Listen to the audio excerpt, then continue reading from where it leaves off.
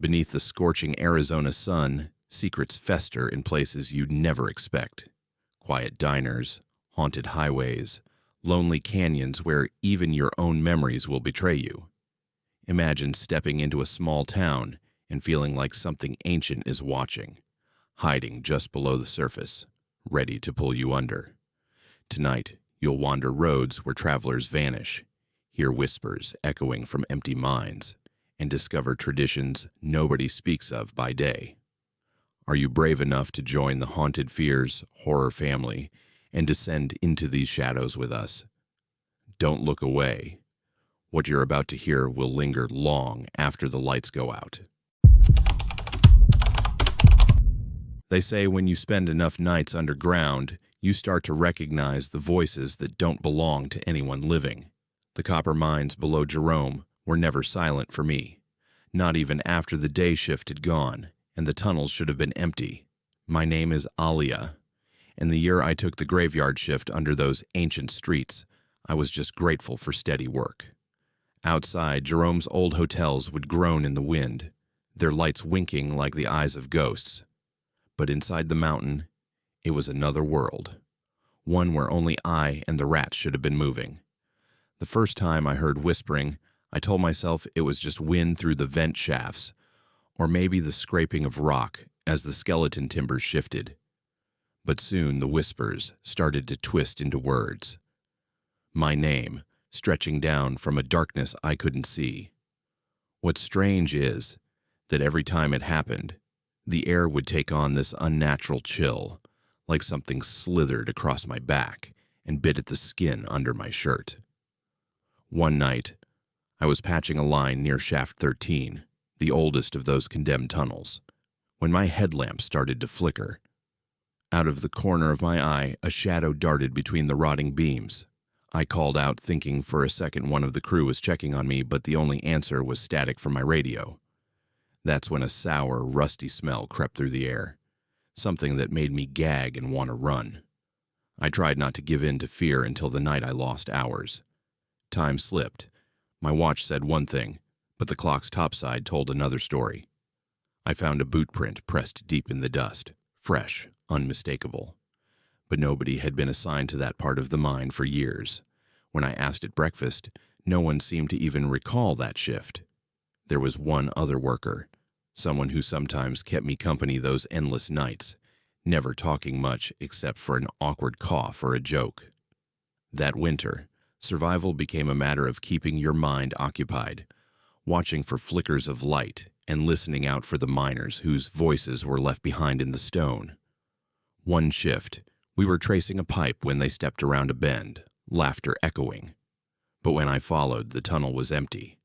The only sign was their flashlight, rolling loose and spinning wild arcs of shadow across the wall. Nothing. Not even footprints past that spot. Panicked, I ran the whole way back to the surface, knees throbbing, mouth dry as chalk. Security scoured every tunnel, but there was never a trace. Not a strand of hair, not a print. When I reported it, the supervisor just logged it quietly, and the next week, it was like that person never existed. Even remembering their face felt like scratching at a locked door. After that, the voices changed. They grew sharper and more desperate. They called for help in tongues I didn't know, and sometimes I felt a hand brush my shoulder, only to find myself alone. I remember one night as clearly as I'd scar, the clanging of pickaxes from far down Shaft 13, rhythmic and urgent.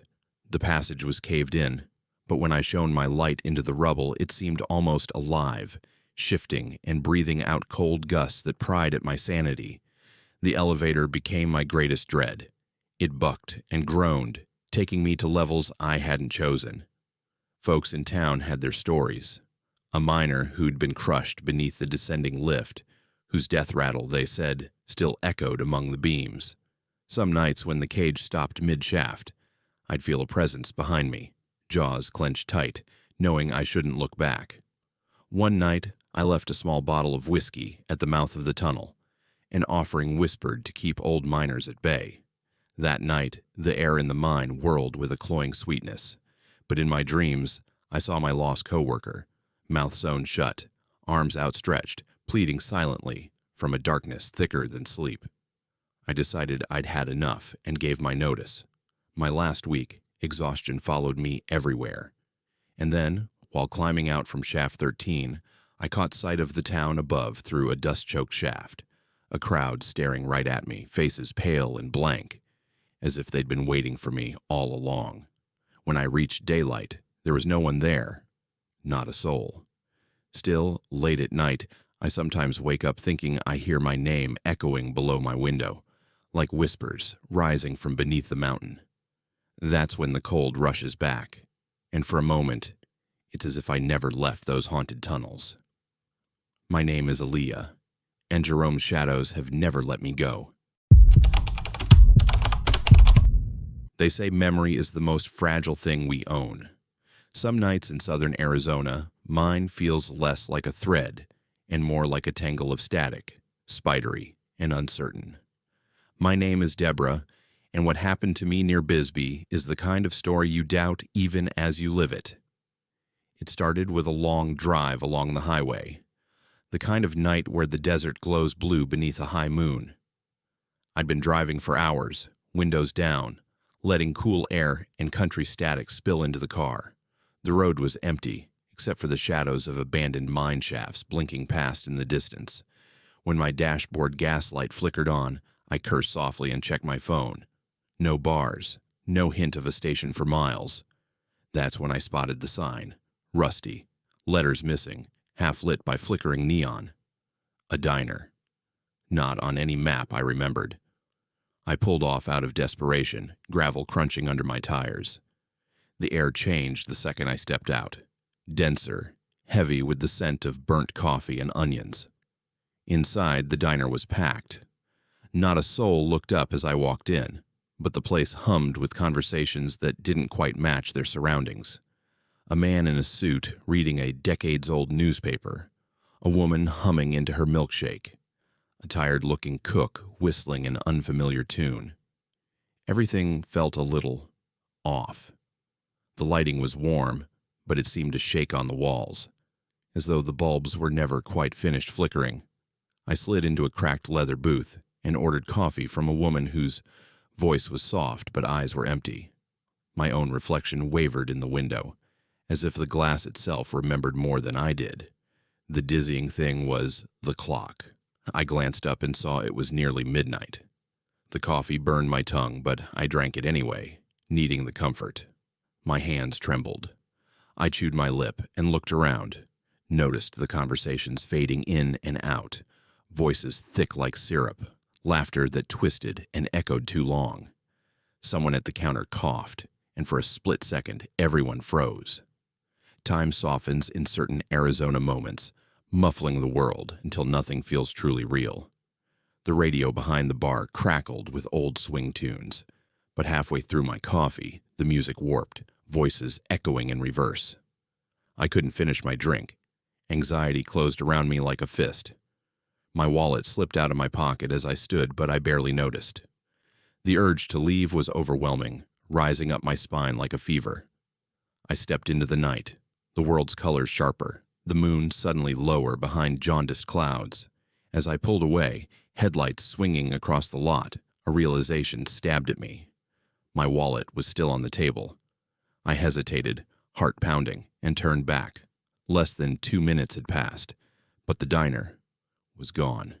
In its place, an empty gravel lot, ringed by yellow grass. No sign, no building, only my own tire tracks printed in the dust. I searched everywhere, breath clouding in the sudden chill, my voice croaking out for someone, anyone. But there was only the wind and the distant shriek of a coyote. I drove into Bisbee the next morning, shaken, wild-eyed. I asked locals in gas stations and grocery store lines if they knew about a diner out there. Every smile was confused or patronizing. No one had seen a late-night diner in decades. One woman laughed, telling me maybe I'd run into the Copper Queen's ghost, but she turned away before I could ask more. But things didn't return to normal. I woke the next 3 mornings with the metallic taste of stale coffee burned into my tongue. I found a stubborn palm print smeared on the inside of my windshield, fingers too long, as if someone had reached through the glass itself. Worst of all, dreams began to haunt me. Strange, looping conversations in smoky booths, old swing music, skipping, somebody's hand gently, insistently pushing my wallet back into my pocket with icy fingertips. I started to wonder if I'd ever left the diner at all. Mail arrived with my name spelled backwards. Sometimes I'd black out for minutes at a time, finding myself sitting in my car, hands wrapped around the steering wheel, a diner's glow flickering in the corner of my eye. The sound of swing music chased me, through markets, down blue-lit alleys, echoing out of broken radios. My reality had unraveled at the seams, threads slipping between remembering and forgetting. I went back to the spot twice more. Each time, only silence greeted me, the lot unchanged, except for brief moments when the wind would kick up and the faintest memory of burnt coffee and fried onions would snake through the air. Once, when dusk was falling, the air shimmered, and I swear for a heartbeat, I saw neon flicker, a booth in the window, a flash of my face in the glass. If you ever find yourself outside Bisbee on an empty highway, watch for the places that shouldn't be there, places that glow with a light that feels wrong against the sand and sky. And if you step inside a diner and nobody looks up, if the music skips backwards and time turns thick as dust, don't linger. Whatever memory lives in that place, it might just want to keep you for itself. My name is Deborah, and some nights the taste of that coffee still wakes me up, wondering if I ever really left. Some places are made of stories too old for comfort, stories the dust never quite manages to swallow. When you wander too far among the stones outside Chloride, Arizona, all you have for company is your breath, the whisper of wind, and the uneasy sense that someone is watching. My name is Zainab. I've always loved the desert, its heat, its loneliness, its clarity. There's a kind of peace out there that erases the crowds and pressure and noise. That spring afternoon, I wandered alone toward the petroglyphs a few miles out from town. Rough images chipped into the rocks, some clear as paint, others blurred by a century or more of sun. People in Chloride talk about that patch of earth. They'll say it's haunted, sometimes by miners, sometimes by the tribes the miners displaced, sometimes just some nameless desert thing with a hunger for company. I always laughed that off, until the day I found the red stones. I remembered the exact moment. I stood on a ridge where the dust baked up in shimmering waves of heat and looked down to see a perfect circle of stones, each one white at the base but stained a dull, coagulated red at the top. The air was still, but something in my mind shivered. I don't know what drew me closer. Maybe it's the same part of us that slows down at the scene of an accident. As I crouched beside the stones, I noticed shapes scratched deep into the largest. A spiral, a crescent, a carving that looked disturbingly like an eye.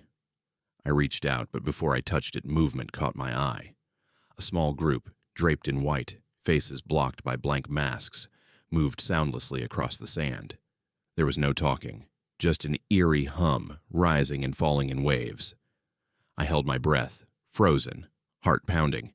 The figures stepped into the circle, raising their arms as one. The humming became a low chant. A pigeon, startled, burst from the brush, but the group didn't flinch. I was invisible to them, I hoped.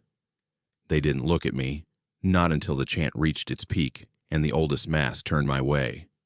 I was too frightened to run, too scared to shout. I ducked behind a rock, biting my tongue to keep quiet. When I looked again, the circle was empty. The sand was smudged by bare footprints, and only the smell of burned sage and something bitter, iron and old weeds, remained. I ran the whole way back into the edges of Chloride, my throat burning, heart a stone inside my chest. I tried to laugh it off to myself. But that night, staring at the motel ceiling, I heard it, the slow hum, not a memory, but something coming through the walls. I turned on every light, but the sound didn't fade. Worse, at the window, patterns were drawn in the condensation, spirals, crescents, and a wide, unblinking eye. Sleep was a lost cause. I tried to ignore the knocks at my door at 2:33 a.m., the way my phone kept showing the same symbol drawn with red light. I asked a bartender in town about local legends, and her mouth went thin as she wiped the bar. "Sometimes you find something old out here," she said, "and it won't let go." The following morning, bad luck rolled over me like thunder. Car wouldn't start. My phone died. Every file erased but the most recent photo. A blurry patch of red stones, and just at the edge of the frame, a masked face peering up from a shadow. I tried to show it to someone, but they shook their head. "Glitch," they said. "Desert messes with phones." No one else saw the figure. Each night the symbols returned, on mirrors, on my notebook, somehow even on my skin in faint, stubborn bruises. I grew clumsy, rattled. Nothing felt like mine anymore. When I finally gathered enough courage to leave, I glanced back at the ghostly slope, half expecting to see the white masked figures watching from their circle. Sometimes I wonder if that's all the desert wants. Witnesses. Someone to carry its oldest, darkest stories back to the towns. To remind everyone that some things, once seen, once summoned, never truly disappear. My name is Zainab, and there are nights the desert hum still rumbles in my bones, calling me back to the red stones. I carry the desert's mark with me, an uneasy reminder that secrets thrive where silence is deepest, and sometimes they choose us to keep them. Sometimes you catch glimpses of things that shouldn't be possible. A ripple across reality. A sign you're trespassing in places no one should linger. I learned the hard way that the Gila River can bleed, and that some warnings are older than any town sign. My name is Anais. I grew up hearing stories about this river, a silver thread that glimmers at dusk, winding through the outskirts of Gila Bend. Locals would talk about tragic drownings, lost cattle, even the whispers of ancient curses, but all that just felt like background noise until the spring it changed everything. It was one of those early May evenings when the sky opens in desert colors, bruised purple, crimson streaks, the last warmth of sun lingering on your skin. I sat with a few colleagues on the cracked rocks at the water's edge, tossing fishing lines and laughing at our own foolishness. The river was low that year. Its banks rhymed with silt, the sound of rushing muddy water threads in a lullaby. But the mood started to shift when dusk settled. The breeze dropped, and the air grew thick and weighty, heavy enough that every breath felt like swallowing sand. Quiet snuck into our circle, and the trees across the river seemed to lean closer. That's when the first shouts rose, a splash, and then frantic calls. Something had snagged one of the lines, had pulled so sharply you'd think it was a monster, not a fish. But what really shattered the evening was the color. The river, usually cool and brown, bloomed into a terrible red. It happened so fast, almost a wave, a rush of blood, the kind of impossible thing that the mind fights to make sense of. I blinked, rubbed my eyes, and the color held. Not a reflection, not an accident of shadow, but a genuine river of red. My heart was pounding, and as I glanced at those beside me, I could tell we all saw it. No one spoke for a long time. The mosquitoes swarmed in, and the air vibrated with a strange, low droning, almost a chant. I covered my ears, but the sound just pressed deeper. We scrambled back toward the parked trucks, throwing our gear together, tripping across the cobbles. One of us was missing, the joke teller, the one whose voice kept us grounded. I called for her, my voice echoing across the wide water. Only silence came, except for the rush of the river, a shade brighter now, as if the red was seeping from beneath it all. That night, I dreamt of the river unraveling like veins beneath the sand. In the dream, someone lay face down on the shore, pale and unmoving. I woke coughing, lungs raw, as though I'd been wading through silt all night. Over the next week, everything went strange. My hands broke out in thin, stinging scratches, for no reason I could find. The others in our group reported headaches, knee injuries, a weird fever that wouldn't break. One disappeared for a day, a blackout episode, and came back without memory or explanation. Our laughter was gone, replaced by a tight silence whenever we met. I asked, around, desperate for logic. A grocer muttered that this wasn't the first time, not by far. When the river runs red, bad luck runs worse, she grumbled, eyes wary over her cigar. She said long ago, townsfolk had tried to move a sacred stone that marked the river's curve, and after that the flood took twice as many lives as usual. Her stories mixed curses and folklore, but fear was real as anything I'd felt. I returned to the river, looking for answers, or maybe closure. The rocks were stained pink, the current a muddy brown again. But something was different. The river felt wrong, restless. I tossed in a pebble, heard an echo that lasted too long, and suddenly I didn't want to linger. Days blurred together, my dreams repeating the same uneasy scene. The river, the hand reaching up from the water, the color, the cries. I found a streak of dried blood beneath my fingernails one morning, though I couldn't recall any injury. I became haunted by the idea that what we'd seen was less a warning, more a summons, that the river wanted new stories, new victims. I stopped fishing, stopped walking by the banks, even stopped opening my windows at dusk. Months later, a friend from our group who'd moved away called late one night, her voice brittle and rushed. She'd had the dream, the hand, the color, the sound of someone drowning. I asked if she was okay, but the line broke, static drowning out her answer. The curse, the red river, the omen, call it what you will. I believe now that some places carry wounds deeper than memory. I don't fish anymore, and I don't take comfort from the sound of rushing water. My name is Anais, and when dusk creeps across Gila Bend, I still lock my doors and hold my breath, hoping the old river won't call out for me again. I've always wondered if the universe ever lets you start over, or if some roads will trap you in their loops forever. Habit and hope kept me driving late into Arizona's heart, where night and memory keep twisting until you're not sure who you are anymore. My name is Greta. For most of my adult life, I've tried to outrun what happened on Route 66 outside Oatman. People love talking about ghosts or seeing signs along the desert highway, but the truth is stranger and lonelier than any tale they'd ever dare tell a stranger passing through. I never believed in hauntings or cycles or time's tricks until the night when I tried to help someone by the side of the road, and every boundary I trusted simply vanished. It was a wedding that had me traveling that evening, a friend's celebration in Kingman, an after-party that went too late, and a phone full of half-forgotten photos by midnight. I was exhausted. The sky outside was that endless black you only get far from the city, where the only light comes from your own headlights and the faint silver band of stars. The air was cooling down, wind whispering in from somewhere ancient between the hills.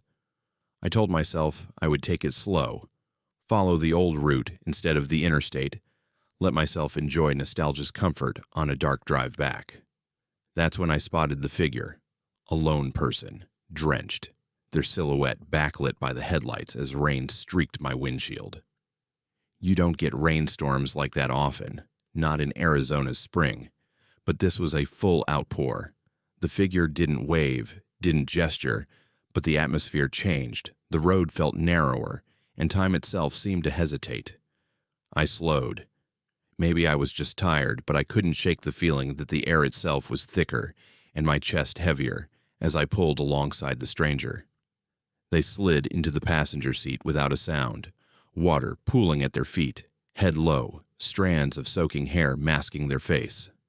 I tried to talk, out of dry politeness, murmuring about the weather, the dangers of traveling alone, but the figure never answered, just shivered, every inhale ragged, breath steaming the side window.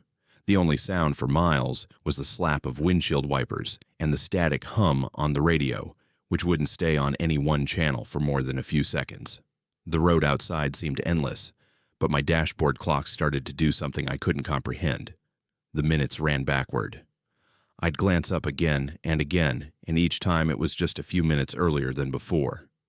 I pressed harder on the gas, uneasy. The outside world felt like it was dissolving. Landmarks gone, pavement shimmering, desert signs warped in the headlights, each turnoff vanished into empty black. I tried to ask my passenger for directions, but they only stared ahead, silent. Their fingers drummed a persistent rhythmic beat on their thigh. Tap, tap, pause, tap. Every so often, I'd catch a glimpse of their eyes in the reflection. Two hollow, infinite pools that seemed to know every secret I'd ever tried to bury. I whispered questions I wasn't sure I wanted answered. How far do you need to go? Do you live out here? Is anyone waiting for you? The air inside the car grew colder, damp. I tried to keep the lights on high, but each mile they faded until I was driving by the weak, haunted glow of my dashboard itself. Behind us, the world had vanished entirely. There was nothing but an endless line of night stretching forward, curling in on itself.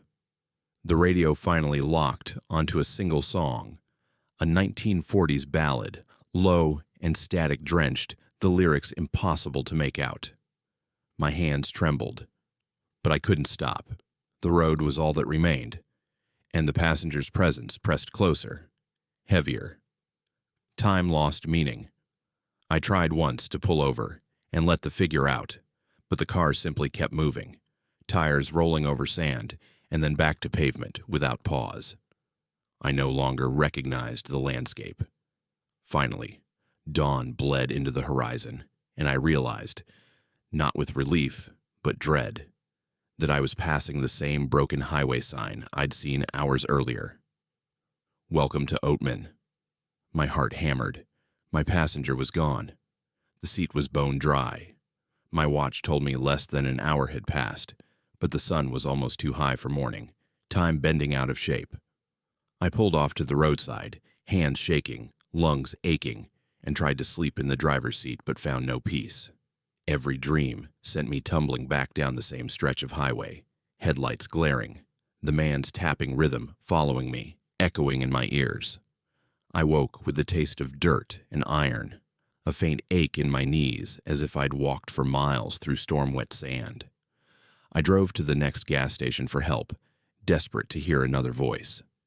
The attendant gave me a pitying look, said a few words about the looping road and how some souls just get stuck. He handed me a cup of old burnt coffee and walked away, as if I'd told him nothing new. For months, my life became a repetition of sleepless wandering nights. I'd wake up parked by the highway, headlights off, an imprint of wetness in the passenger seat. Time and again, I'd try to avoid that old route, but eventually, something always drew me back. The tapping would begin, the air would chill, and the loop would start again. Now, when I drive that stretch of 66 near Oatman, I never stop for strangers. I keep the windows rolled up and the radio turned off. Sometimes, in the earliest blue hours before sunrise, I glance at the seat beside me, and in the reflection, I see those hollow eyes watching, waiting. My name is Greta. I used to think every story ended, that you could always find your way home. But here, on this road, some nightmares just repeat forever, and I'm never sure whose ride I'm giving, or whose story I'm trapped in. Maybe some faces are only meant to be seen once. In Tombstone, the faces always haunt you, following just out of sight, waiting for you to look in the wrong mirror at the wrong time. My name is Kaya, and Tombstone isn't what you see in the travel brochures or the old westerns. Shadows cling longer here. The wind carries stories that feel jagged and unfinished, like the ground is restless with memory. To outsiders, the historic saloon district is a neon tourist mirage. But once, when my luck ran out and I had nowhere else to turn, I came to work the late bar shift and found out what everyone else tries desperately to ignore. My first night was thick with dust and cigarette ash. The front doors are those old swinging type, creaking with a voice all their own. The regulars stare up from their beer like they're measuring your soul. All my nerves bristled. The neon flickered, throwing window shapes across warped floorboards. Beyond the crowd, in the farthest booth sat a man with a hat pulled low and skin pale as new milk. I thought nothing of him, until every night, as we rang last call, he was there again. Like he was part of the furniture no one wanted to move. The manager told me, "If you see anyone who doesn't touch their drink, don't bother." But this man held the same empty glass each time, head tilted down, never moving to sip. His clothes were old but spotless, black jacket buttoned up tight, silver ring very bright on his left hand. His eyes caught glints from the oil lamps, but never the neon, a reflection from another century. On my third night, a bar regular staggered out past the mirror behind the counter. For a second, in that fogged reflection, I didn't see the regular's face. I saw the pale man, eyes sunken, staring with a hunger so sharp I shivered. I shook it off. Tombstone's full of after-hours mirages, nothing more. But after he left, a fight broke out in the alley. Sirens, blue lights, blood on the back wall. Everyone pretended it was normal. I finished my shift, walked home, tried not to look in any window. Of course, the pale man was there next night, that ring catching the lamp's sputter. It grew to routine, my nerves tightening every time I saw him. Incidents happening after his nightly vanishing act. Injuries, accidents, stories on the morning radio of folks in town who seemed to lose something vital, but couldn't explain what. My sleep clawed at me with whispery, unfinished dreams. I'd see the bar, the mirrors, only the faces were all wrong. Everyone's features wearing that hungry, hollow stare. One night, storms broke out over the desert. The bar emptied early. It was just me and the man in the back. As I collected the glasses, my skin prickled. The neon snapped with the lightning, plunging the bar into the flickering amber of the old oil lamps. I turned back to the mirror, my own eyes gleaming unfamiliar at me. I saw him, not where he sat, but in my reflection, closer than he could have moved, hand reaching forward, mouths mumbling words I couldn't catch. I spun around. My body was alone, but my reflection still showed too. I backed away, not breaking eye contact with the mirror, the storm's roar mingling with the sound of his dry, empty glass tapping against the counter. "You ever get the feeling you're not the only one living in your life?" he finally rasped, voice scraping like sandpaper. It was the first and only time he spoke. "Some doors. You open. Some doors. Open you." I swallowed. The mirror behind me shivered, and for a second I saw dozens of faces blinking in and out. Some mine, some his, most strangers I'd never met, all with the same hollow eyes. That night, I went home and locked every mirror in the cabinet, every window draped tight. My dreams were filled with old bar fights, glass crunching underfoot, hands clawing at the edge of vision. The next morning, the news said someone else had been rushed from the district. Heart stopped for just a minute. A light faded in their eyes. I didn't want to return, but in small towns, jobs are hard to come by. So I did. Only now, whenever the bar closed, I mopped the floors with my eyes on my shoes, never looked into the silver at the back, pretended the man was just a shadow caught in the fixtures. Tombstone kept its rhythm, tourist by day, echoes, and ghost by night. I lasted 2 weeks, long enough to feel the pull, to sense something creep over my own face as I passed the old mirror at home, as if another life was pressing to swap places with me. I quit before it could finish the job, but sometimes, late at night, when headlights pass my window, I catch my own reflection and see something hollow, gazing out, waiting for its next chance. My name is Kaya. In Tombstone, some faces don't belong to anyone still alive, and if you ever see hollow eyes looking back from a place they shouldn't, promise yourself you won't return their stare. On some nights in Superior, you hear giggling in places that should be silent. It's not the sound itself that chills you, but the certainty that laughter always means someone, something, is watching. My name is Seven. It was a job at the far edge of memory that took me into the old abandoned elementary school on the outskirts of town. A janitor's gig, cleaning up where the living no longer dared tread. The building had sat empty for decades, its playground reclaimed by dust and weeds, its windows blind and broken. Yet inside, the echo of children never truly left. I approached the job with a stubborn practicality. Every creak and thud had its explanation. Old pipes, settling wood, wind tunneling through empty halls. My flashlight would cut across murals faded by time, the painted suns, and smiling stick figures so degraded they felt almost sinister. The building reeked, not of proper decay, but of old chalk and sour milk, a staleness that defied even the strictest scrubbing. The first week was uneventful, except for the loneliness.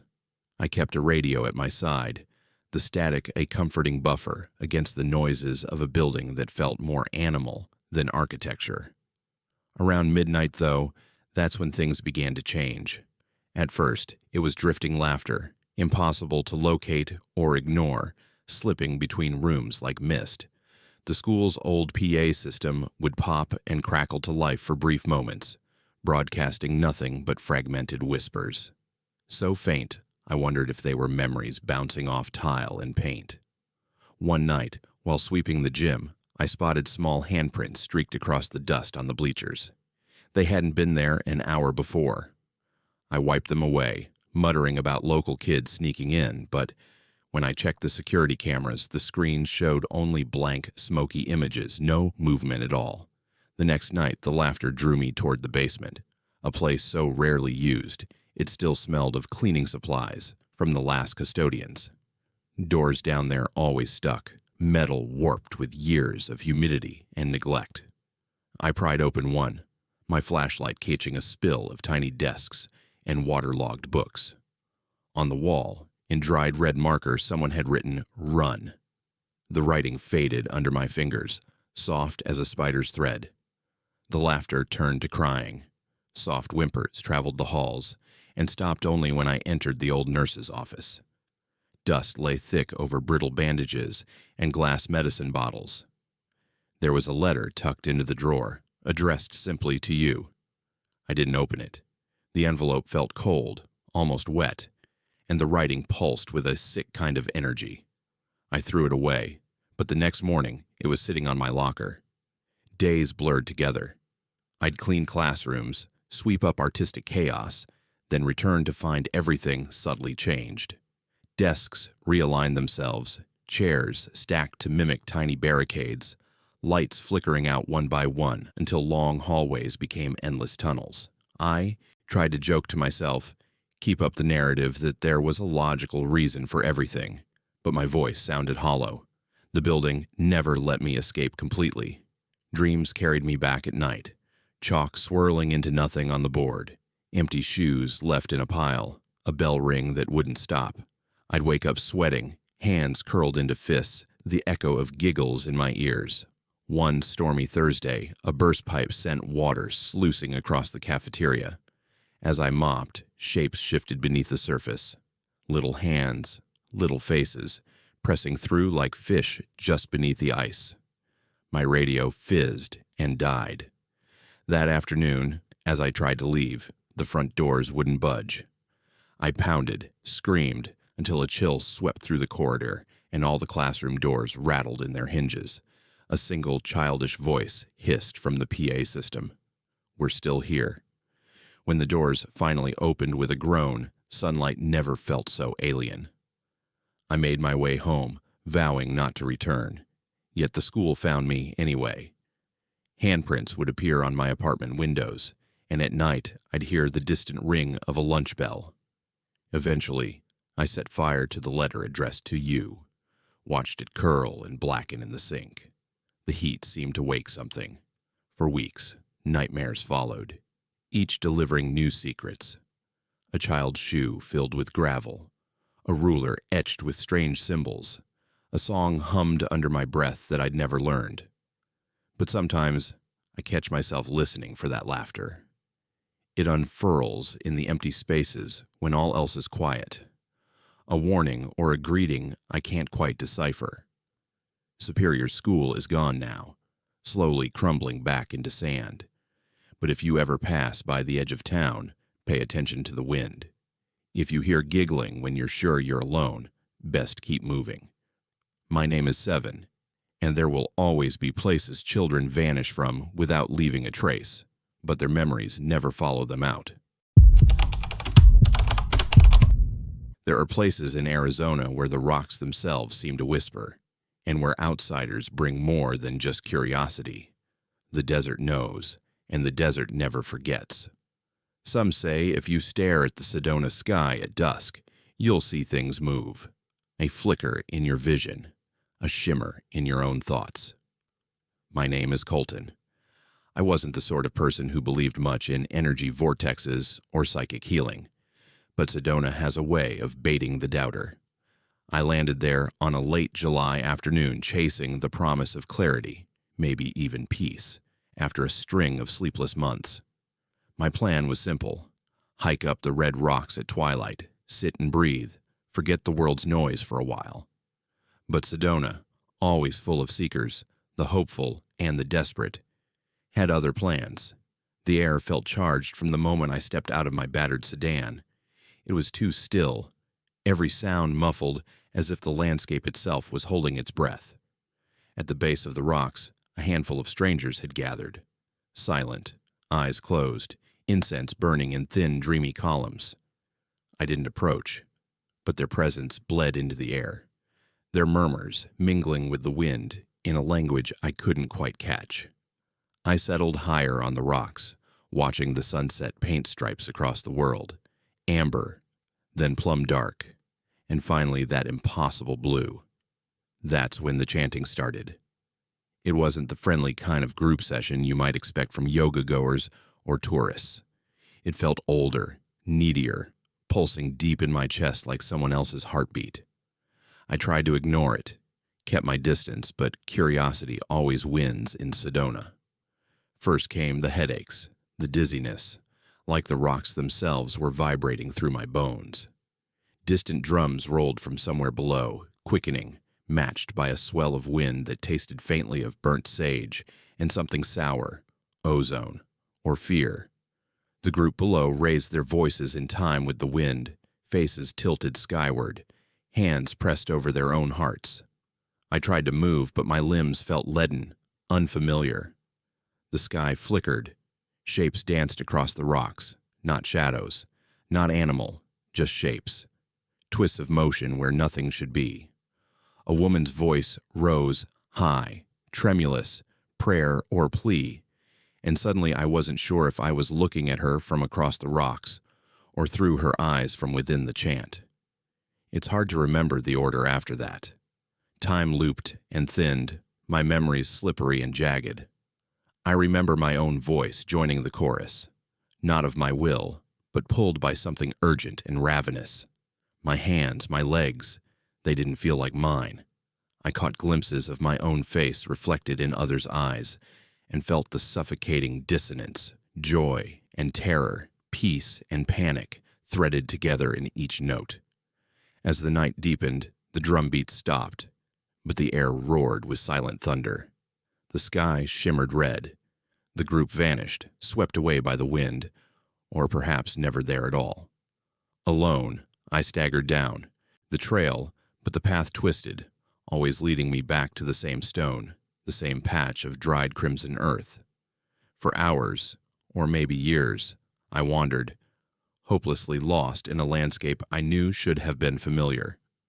My phone flashed strange symbols, compass whirring in mad circles, and every time I blinked, the world fractured into hundreds of identical reds and blacks. When dawn broke, I was lying flat on my back, the chants still ringing in my skull. My mind felt scraped raw, crowded by memories that weren't mine, fragments of lives I'd never lived, dreams that left dust on my tongue. Back in town, people smiled and waved, but their eyes darted to the horizon or stayed shut a beat too long. I asked around about rituals up on the rocks, about groups that gathered at dusk, but everyone denied knowing anything, some too quickly, others too softly. That night, I tried to sleep, but Sedona's winds had followed me, low, wild, full of half-heard voices, inviting and warning at the same time. I dreamed of walking the rocks with a crowd of smiling strangers, each face part of my own, each voice a thread in the endless desert harmony. When I awoke, red dust pillowed on my windowsill, and a faint echo throbbed in my chest, the hum of something ancient and patient waiting out among the stones.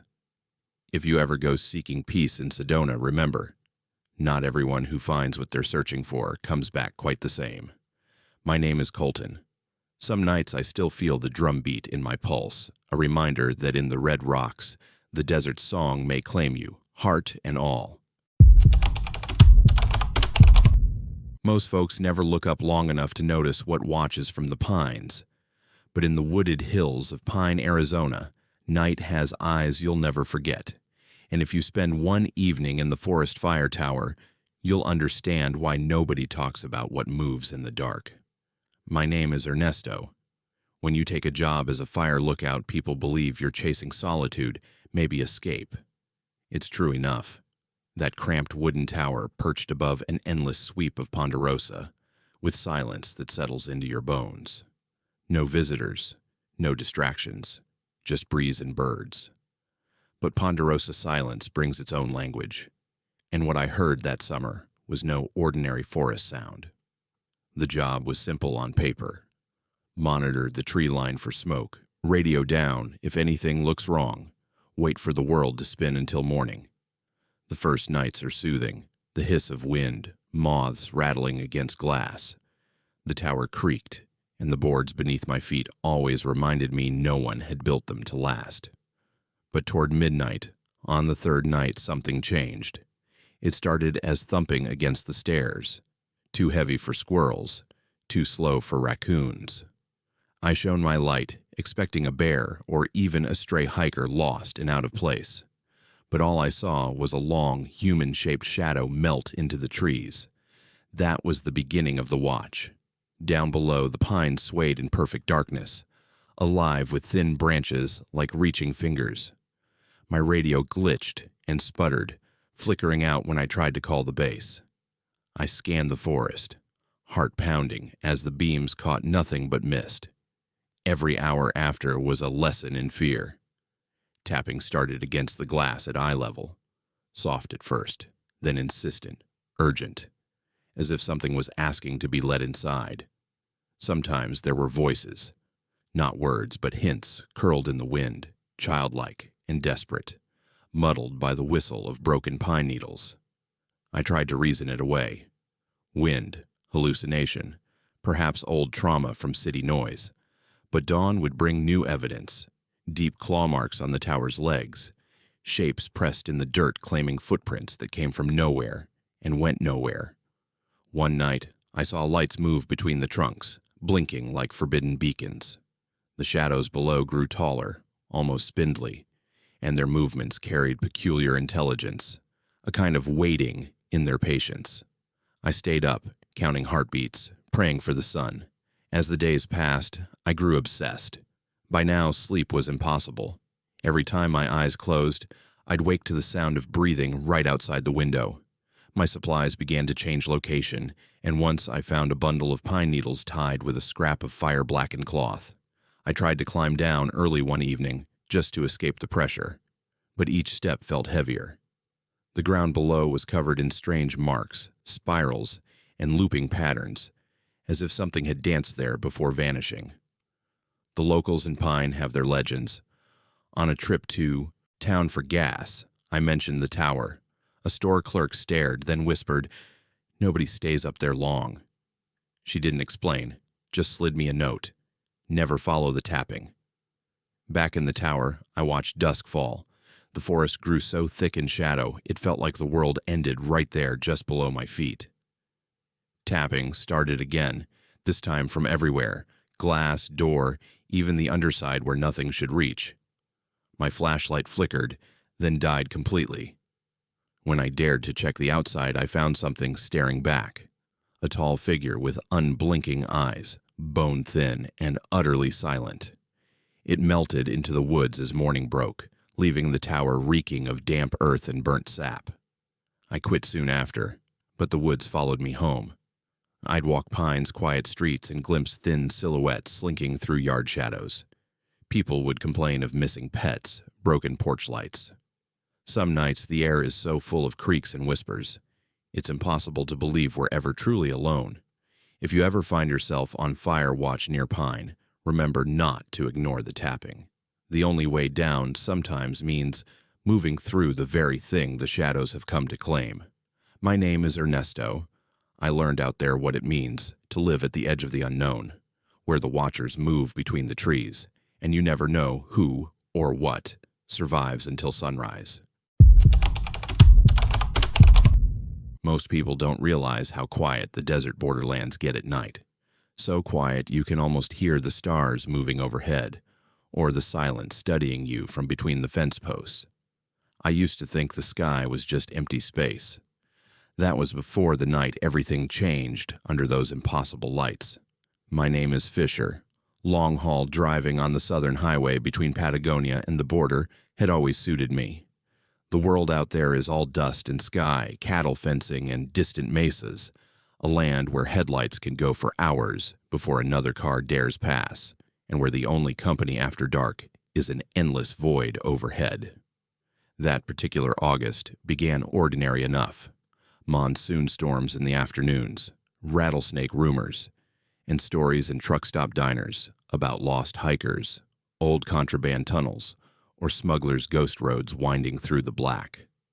None of it had ever mattered to me, until my nephew came to stay, a break from city trouble, and decided to follow me out there to the ranch for a summer away from everything. Life on the ranch moves in cycles. Repair the water tanks, keep an eye on the herd, check the fences for cuts or signs that things have moved in the night. The work is lonely, but honest.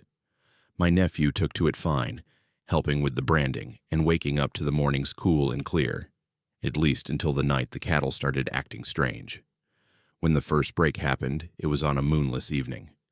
Cows, usually docile, pressed against the far end of the corral, lowing in a high, panicked pitch that I'd only ever heard during lightning storms. I shone my flashlight, just shadows, scrub, open sky.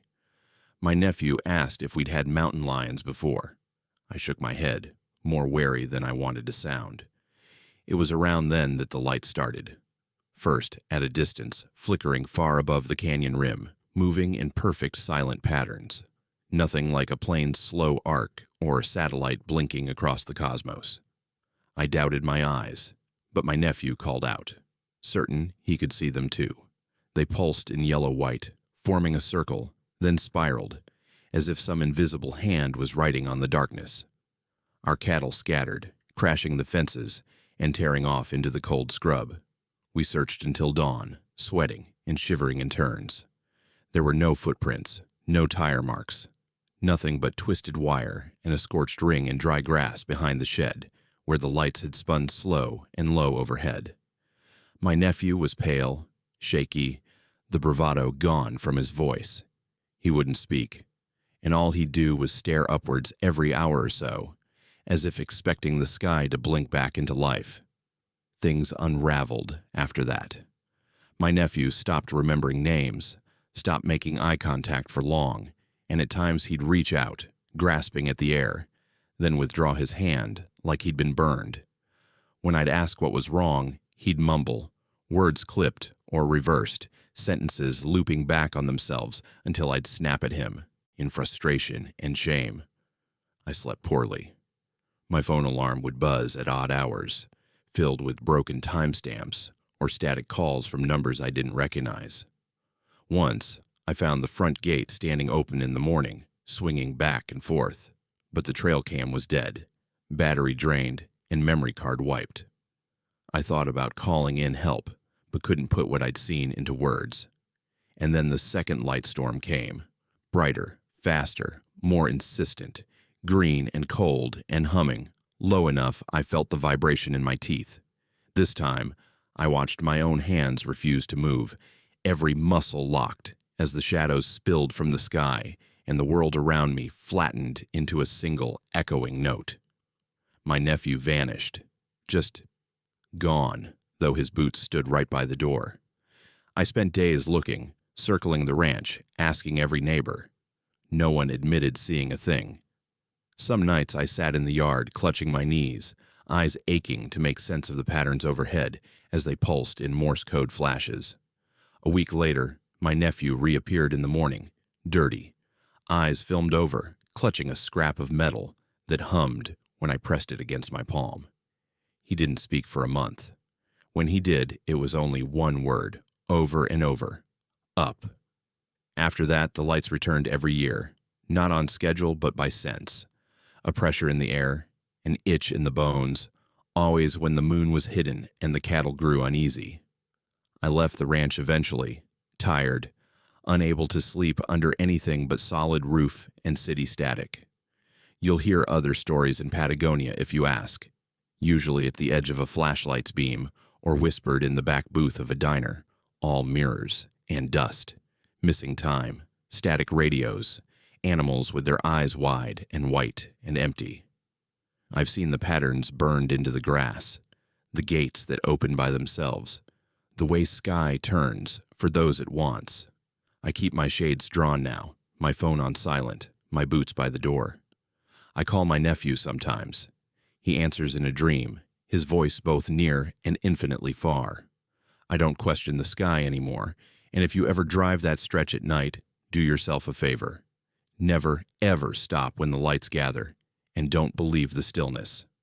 My name is Fisher, and whatever is out there under the empty Arizona stars, the land, and the sky, never let you go for long. Some family debts are never repaid in money. In Oracle, there's a kind of fog that settles over the cemetery at sunset, and everyone who's ever buried blood on that hill knows what the red mist means. My name is Teddy. My family's roots in Arizona run deep.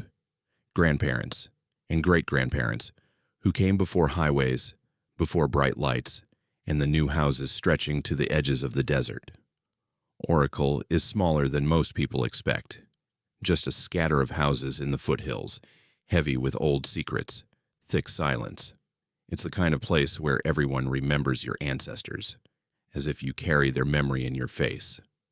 This story really starts with my great-grandfather, who built our house from local stone. When I was a child, the old folks said he saw things no one else did. Strange shapes stalking the tall grasses, voices on the wind, red mist curling through the juniper at dusk. He never talked about it, but every night he laid salt lines at each doorway and kept a carved stone figure by his bed, a thing with too many limbs, mouth curled into a soundless cry. I was the first in my family to leave Oracle for years. College, then a job in Tucson, trying to shake off small-town shadows. But when my grandmother passed unexpectedly, it was my duty to return and pay respects. I drove back on a late October evening, dust swirling behind my old truck, the copper sun bleeding below the hills. The air thickened as I neared our family plot. Old stones scattered along the edge of a low, weeping juniper grove. Everyone knows the cemetery is dangerous at dusk, but I told myself I was grown, immune to childhood fears. Still, there's a chill that never leaves the ground. Sometimes it feels like the earth itself protests every new grave. I placed fresh flowers, knelt on the sun-baked soil, realizing how much silence was left behind by the dead. That's when I saw it for the first time, the red mist curling across the stones, low and purposeful. It moved against the wind, coiling around older graves, soft as breath, yet heavy as iron. And in the hush, I heard words whispered in the accent of my grandmother, a language I hadn't spoken in years. Something old, begging forgiveness, echoing warnings. Shaken, I hurried home, locking the doors and closing the curtains as evening fell. Shadows crept along the hallway, stretching thin as the night deepened. Each time I blinked, the mist returned, leaking under the threshold, painting strange symbols across the tiled floor. Marks eerily similar to the stone figure by my great-grandfather's bed. The nightmares started that night, red vines reaching from my family's graves, wrapping around my wrists, holding me in place as shadowed faces rose from the dirt. In sleep, those faces sang in chorus, telling stories of debts unpaid and oaths never broken. I woke every hour, drenched in sweat, sure that eyes were watching through the glass. Days blurred together as I searched for answers. Found my great-grandfather's journals, yellowed pages filled with warnings, sketches of the mist and the creatures it concealed. Some entries described a ritual, blood and salt, stones arranged in a circle, prayers whispered in the oldest tongue. It spoke of a curse inherited by all who lived too close to the red mist and forgot their duties to those underground. Desperate, I asked the oldest neighbor left in Oracle. She wouldn't look me in the eye, but pressed a pouch into my shaking hands. "Juniper and salt," she whispered. "Let no sunset find you unprotected." That night, I spread the mixture along the windowsills and doors, just as the mist began rising again. Rituals matter in Oracle. Each evening, the stones outside seemed to hum, and the old house creaked in rhythms, echoing my own nerves. The mist curled and pressed, sometimes forming shapes. Faces I recognized from faded pictures or ancient stories. On the worst nights, our family cemetery glowed faintly, red as an open wound, the earth singing names I couldn't forget. A week later, the nightmares intensified. I wandered the town, hoping for sleep, avoiding my own reflection, the sight of the cemetery on the hill. I prayed in old words, offered what I could, but the curse ran in my veins. An ache in the bones, a chill in the blood. I learned Oracle's secret. Nobody runs from family debts, at least not for long. The end came quiet and sudden. One final sunset, mist boiling up, as I knelt for one last prayer on the family plot. This time the land spoke back, not as a voice, but as a feeling, a heavy peace, weary but kind. As the mist faded, I felt the weight of my ancestors settle in my chest, their grief now shared, their curse now carried. I still live in Oracle. Nights are hard, and the mist returns, but the fear is less now, more like a memory than a threat. Sometimes I find myself speaking in the old tongue, salt lines still fresh at the doors, vigilant for warnings wrapped in shadow. If you ever pass through town at sunset, don't linger in the cemetery.